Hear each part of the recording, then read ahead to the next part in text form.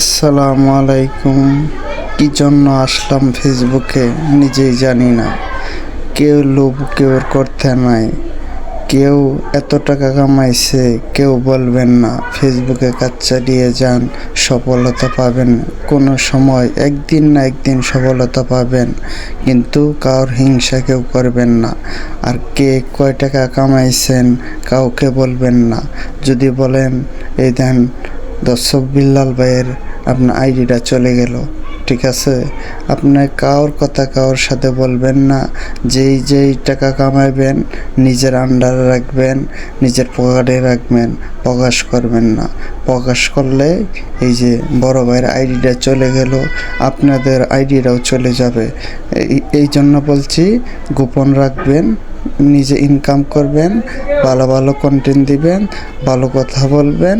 তাহলে ভালো কথা বললে আপনার ভিডিও ভাইরাল হবে, আপনি ভালো কাজ চালিয়ে যাবেন, ঠিক আছে। কারণ ভালো কথা বললেই তো আপনার ভালো কন্টেন্ট হবে, তাহলে ভালো লাগবে। ধন্যবাদ, শুভকামনা রইল।